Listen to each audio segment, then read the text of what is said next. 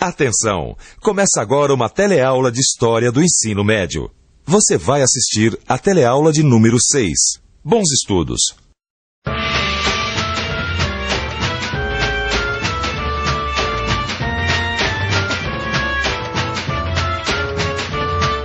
No telecurso de História Geral, você tem conhecido várias civilizações.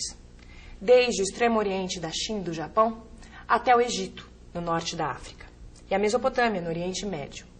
Hoje você vai conhecer dois povos semitas, os fenícios e os hebreus. Viaje com a gente do mar Mediterrâneo ao Rio Jordão. Conheça os grandes navegadores da antiguidade. Veja quem ensinou o mundo a ler e quem deu à humanidade o livro mais lido de todos os tempos.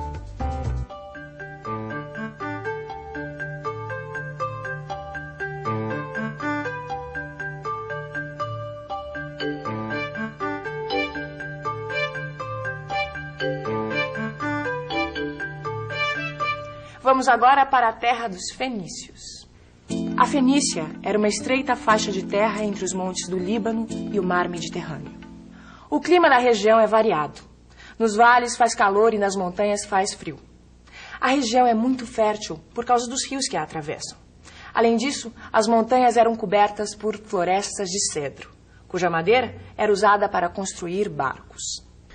Vicente, olha... Cedro do Líbano. Essa madeira é famosa. É famosa mesmo.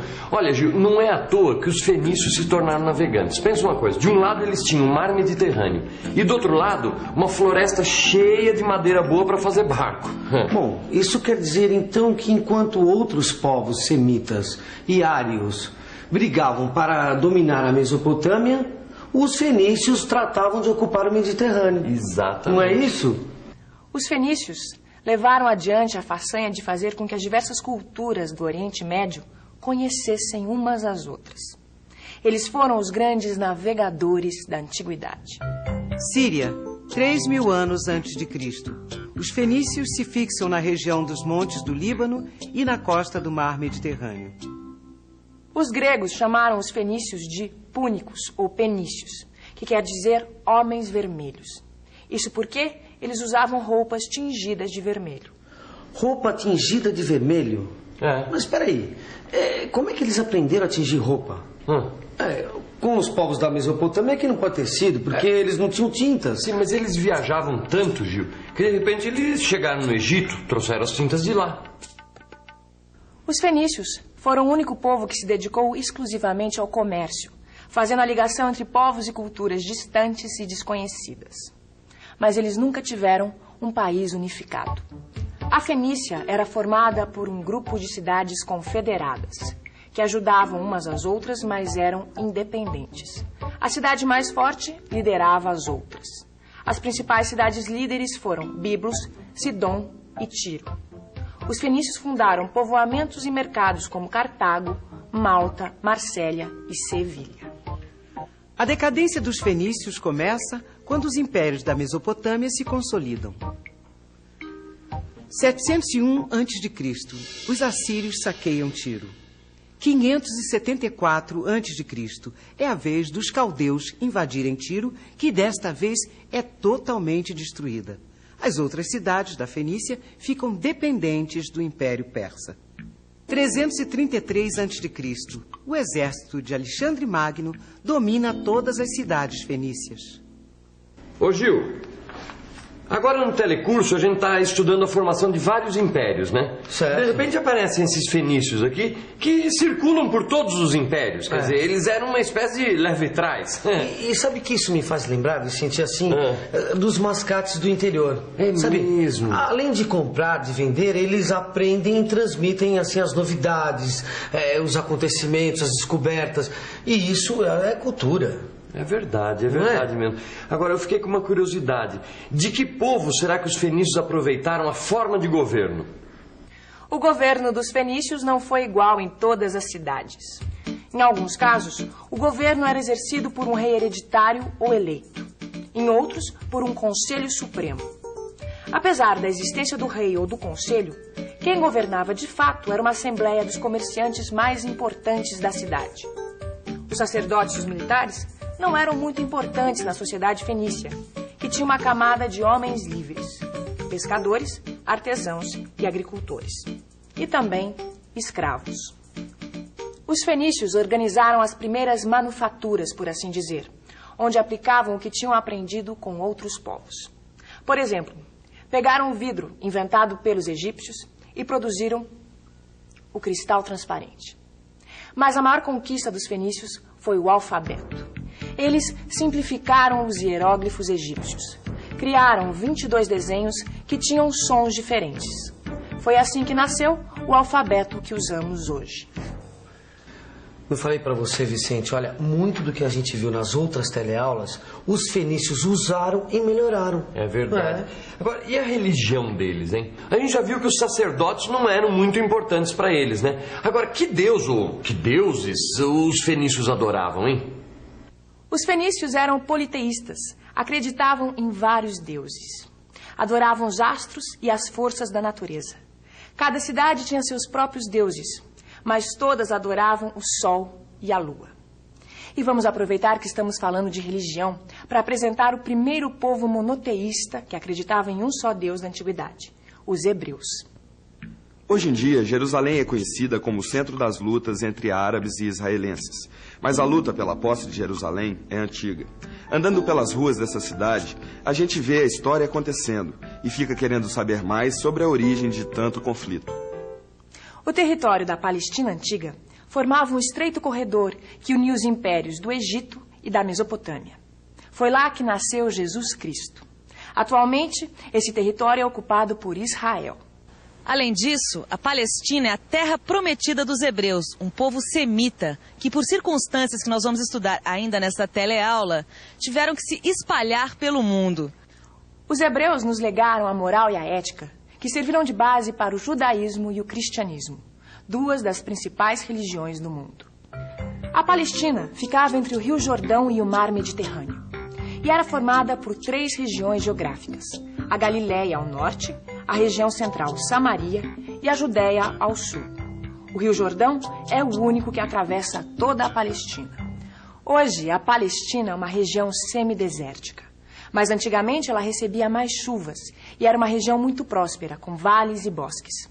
Era essa a terra prometida que o povo hebreu tanto procurou.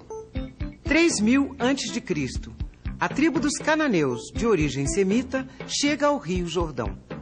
1500 a.C., a região é invadida pelos filisteus, tribos árias que vieram da ilha de Creta, e passa a se chamar Filistina. 1400 a.C., a tribo semita dos hebreus conquista os cananeus e os filisteus e estabelece um reino. O Antigo Testamento da Bíblia, o livro sagrado dos hebreus, conta essa história. Por volta de 1800 a.C., os hebreus eram pastores nômades e adoravam muitos deuses e ídolos. Deus escolheu Abraão para ser o pai de um povo através do qual viria a salvação do mundo. Abraão queimou os ídolos e partiu em direção a Canaã. Deus apareceu novamente para propor a mesma coisa ao filho e ao neto de Abraão, Jacó. 1280 a.C., os egípcios ordenam a morte de todos os filhos dos hebreus para evitar que eles se tornem mais numerosos. Para fugir do massacre, os pais de uma criança o colocam num cesto de vime e lançam ao rio Nilo. Uma filha do faraó encontra o bebê e o adota. O nome da criança é Moisés. Moisés escapou do massacre num cesto de vime. Até hoje, os cestos de bebês são conhecidos pelo nome de Moisés. Criado pela filha do faraó, Moisés cresceu e se encarregou de salvar o seu povo. Moisés guiou os hebreus numa fuga que a Bíblia chama de Êxodo. Quando os hebreus atravessaram o deserto do Sinai, fez-se um novo pacto. Deus protegeria o povo hebreu se este o obedecesse.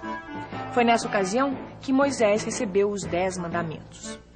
Os hebreus não acreditaram na palavra de Deus e, por terem desconfiado, ficaram vagando no deserto durante 40 anos. Finalmente, Moisés os levou à terra prometida e, ao chegar, morreu. 1044 a.C., os hebreus lutam contra os filisteus e cananeus e unificam suas 12 tribos.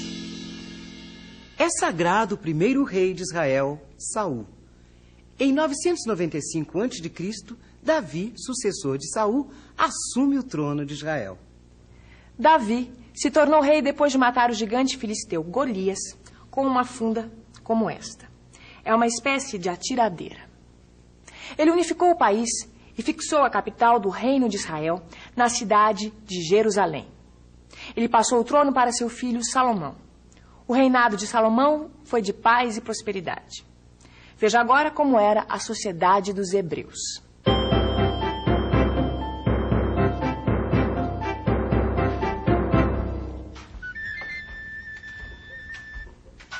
Mulher, me dê um pouco dessa água. É uma honra para mim servir um membro do Conselho dos Anciãos. Eu venho do tempo em que éramos nômades. Primeiro fui obedecido como patriarca, chefe da família. Agora governo no conselho. O senhor lembra do rei Davi? Sim. Era um governo apoiado nos guerreiros. Salomão, nosso rei atual, governa sozinho. Tem poder absoluto. Salomão mandou construir este belo templo. Será que ele vai encher o templo de estátuas, como os fenícios? Não diga uma coisa dessa, mulher. Nós não acreditamos em ídolos. Nosso Deus é um só. Não pode ser representado por estátuas.